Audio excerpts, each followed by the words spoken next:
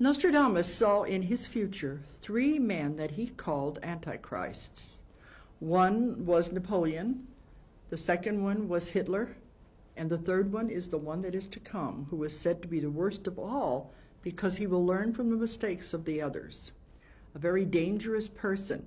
He didn't like the term Antichrist. He said it was a Christian term and it was not exactly what he meant.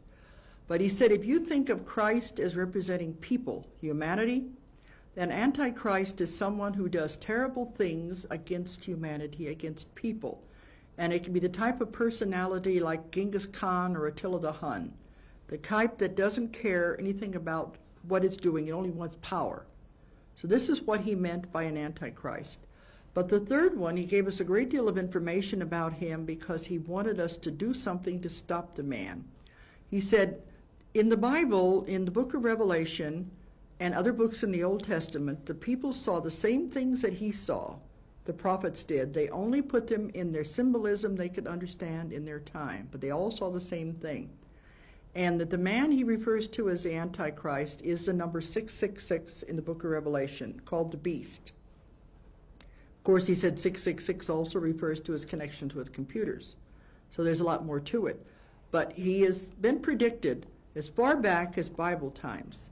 So he said he has a destiny to fulfill. He has to come, but after he comes, what happens after that is in the hands of mankind. Do we allow it to go through the worst case scenarios, or can we lessen it? That's the point. But the man is alive now, and he has his destiny to fulfill. We were given a lot of information about this man because he is so important. We have his horoscope.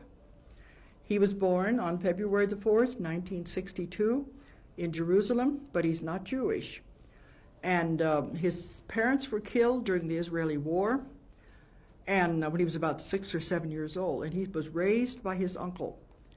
His uncle is a very evil man, and we have had many people see him, and we have, in my work, and we had one woman who was able to put together a police composite picture of the uncle and of the Antichrist. She was a psychic who had worked with police on many cases, so she knew how to do the police composite kits. But the uncle took the young boy and was raising him as his own. What the young boy doesn't know was that the uncle had his parents killed, so he could have him for his own.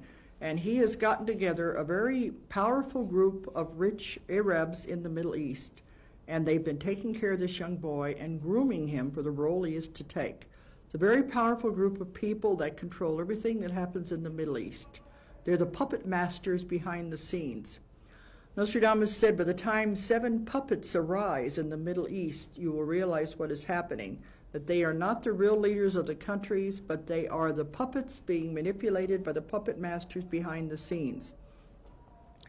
The young Antichrist went to college in Egypt, and we were working on this at the same time he was in college, so we were shown several scenes of him in college. We knew where he was living. We had all this information.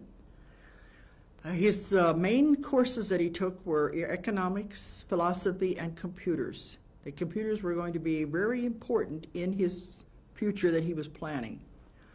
But after he got out of college, he lived on the different estates of these very rich people. He has no home of his own, but travels around to the different estates. And we saw him once in a big estate on the banks of the Nile, and another one in Syria, and in Oman during the Gulf War. Oman is to the bottom of Saudi Arabia. So we saw him in all of these places during the Gulf War, and he's traveled around from place to place. But well, Nostradamus said, you must remember that in the beginning, this man will appear as a savior, the man with all the answers, the man with the golden tongue. And this will how he will make his conquests in the beginning. But he said, you must remember he's not what he appears to be. He's the wolf in sheep's clothing. Because by the time people realize what is happening, then everything will all come out.